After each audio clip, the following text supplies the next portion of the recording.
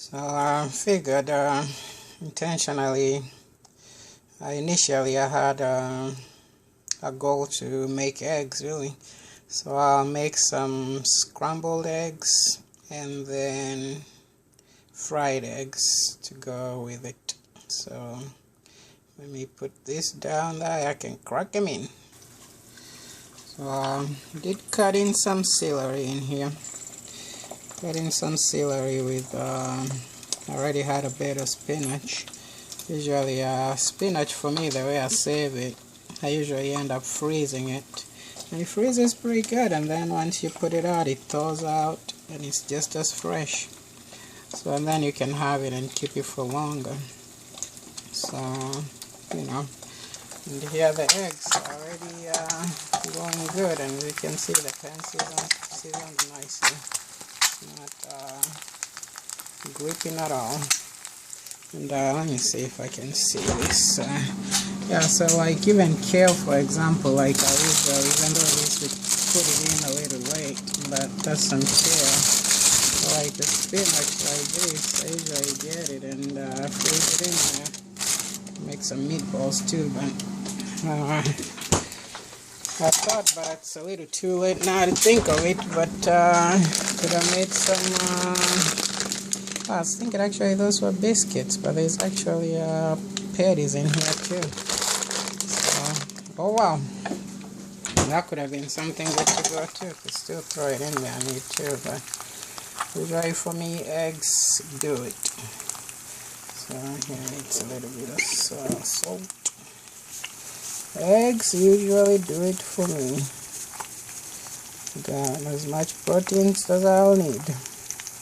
And get the rest of them from plants. Because, you know, animals that produce the protein have to eat the plants to get the protein too. So that's a whole nother something for something. So, you know, I've tried many different lifestyles and tried vegetarian, tried vegan, tried you mentioned it. But I grew up in a farm, and for us it was just you hear the chicken croaking or quacking, and you know you knew they laid an egg, and we wanted them fresh. As soon as they got laid, you could go and pick them up, put them right on the pan, and have yourself a snack. So my love for eggs has been, you know, has been ongoing for a very long time. So when I was vegan, that was quite a struggle because not being able to eat eggs. I eat eggs every day if I have to, if I could, if I get a chance. And they are very reasonable. These, I mean, you know, for a whole dozen, for less than $1 for a dozen, I can ask for more. So usually that's something that's always on my thing. I don't even know if there's a need to make scrambled eggs because, you know, it's done so good. Usually, for people that want them fairly done, I like to have them capsulated, but for me I like mine done good. I should do the 10 flip sometimes just to, you know, there's fun things to do. But maybe I'll scramble an egg more. Maybe I'll scramble one, because I was thinking that would end up being too much food. And it's easier to leave it in the pan than, I can put it, I can set it on the side on the dish here. That's perfect. Usually after I'm done cooking it, then I do cover it, and then it will just bake itself with the moisture. And so then if I want it more fried, I can take out some from there and throw it in this pan and fry it up real quick, and it will give it more of the crust and crunch that I want. So, you know, you might even do that. Try with some eggs. Just Let me do this.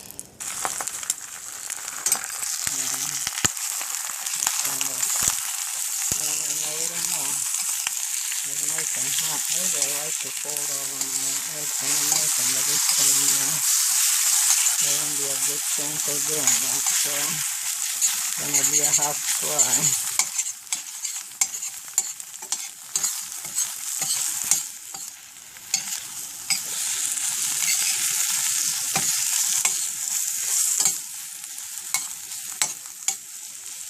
Yeah, a little bit of butter. Be back with some butter, and then I'll fry a little bit of that to do half. Maybe throw in some butter. So really just buttering it up. And, I'll give it a very good flavor. It's very hot too here. So that's that. And with the keto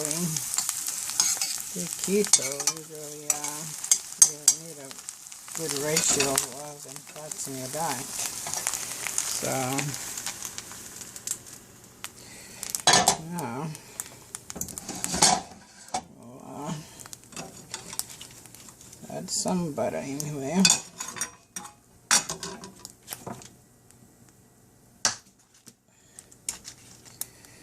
Add butter. Scoop up some of this and put it in here.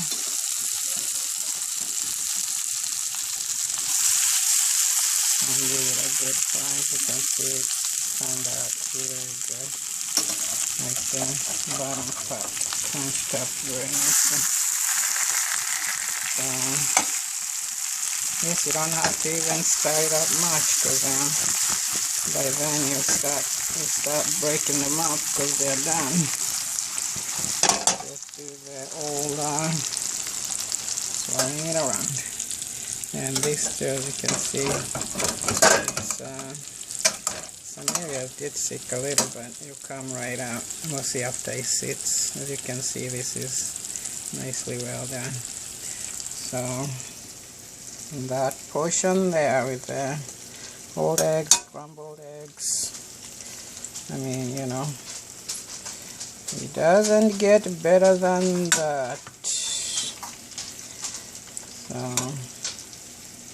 anyway, so this here, just put some and let it fry itself good.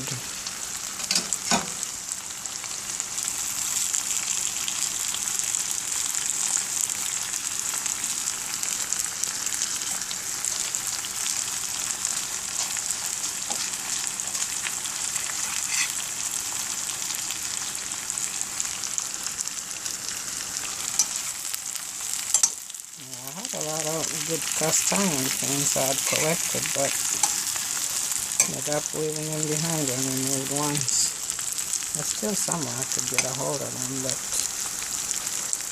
I'll figure it out someday. Some of them are collectibles. Some of them, and the good thing, they have dates on them. But usually you get a cast iron for not much. But these ones, having how they are created, they're a lot like a cast iron in a way, because they have the weighted bottom. And yeah, now that's looking good there.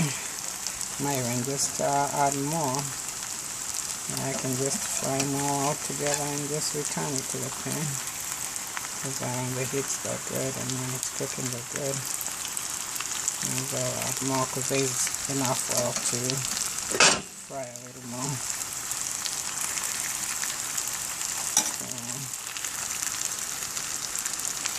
So leave it oil to fry more.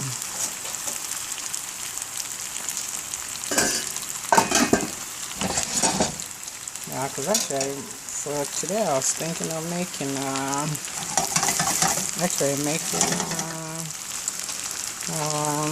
what you call them, lentils. since my stuff's still frozen and I didn't remember to take it out last night, I could throw out. So I thought, well, I'll just make lentils, you know, and make myself some lentils. But somehow when I started cooking, then went this direction. So now I got food for a little bit longer. So that's what's gonna be happening here. And usually for me, like, I don't usually have to turn stuff around to see if it's fried. For one, you can smell when it's fried good. Then you can see how the oil starts to bubble. And then if it goes further, you will hear it popping. You hear that, you know, after you've been cooking for a bit, like these things just kind of, it's like naturally you can hear something that's cooking before it burns. So when it's just about to burn or when it's burning, if you can't smell yet. So see here, I'm trying not to move it too much because as you can see, just it folding on itself is causing it to start to break. But if it's whole and it fries, it will create a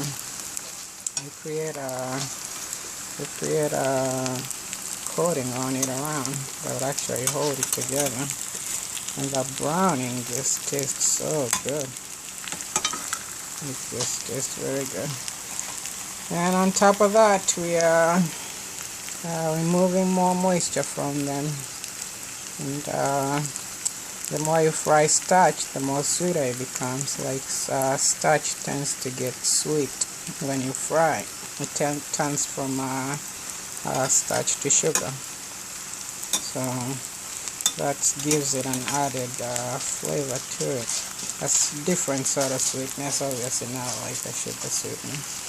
But you know what I mean. Mostly potatoes are one of those things that you know, like hash browns and hash patties and things like that. Like they get the very good flavor from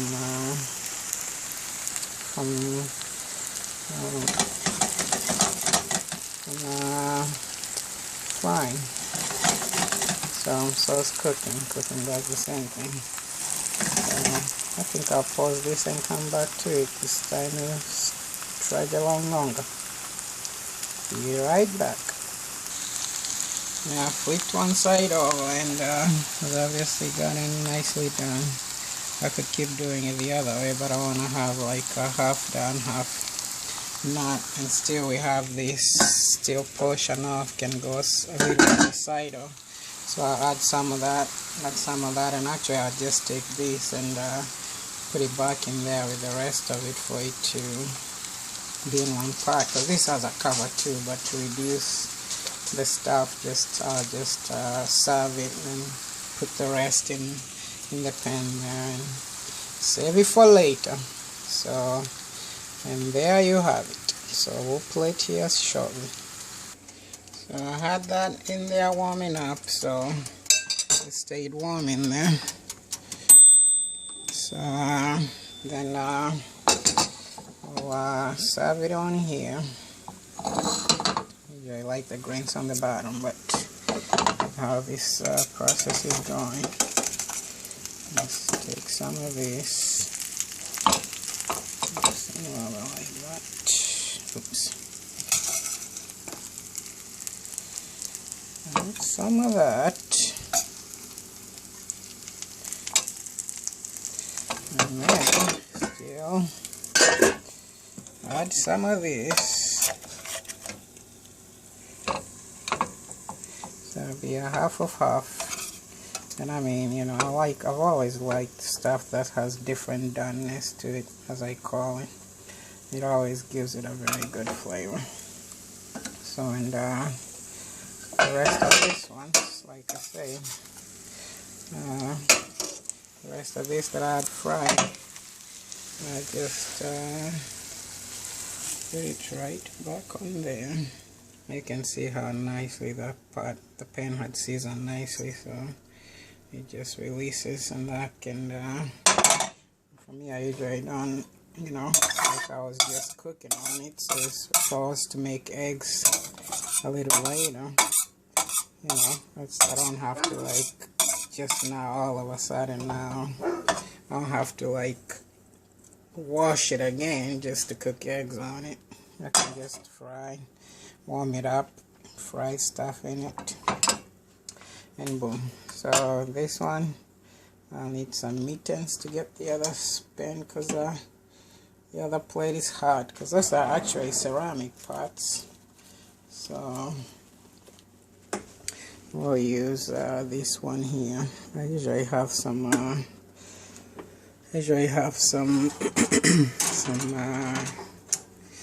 what you call that material. I usually have some of those silicone ones. So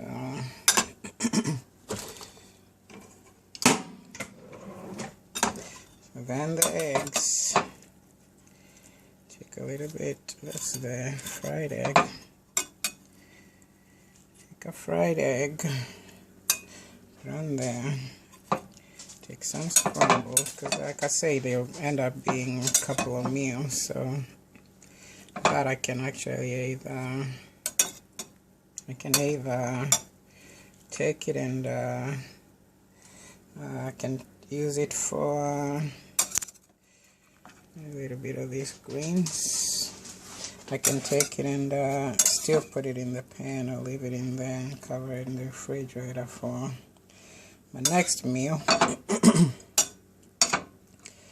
So, and that's that. We have cheese and could add other stuff too. Could still sprinkle a little more fresh stuff on there, and but that's breakfast or brunch for, you know.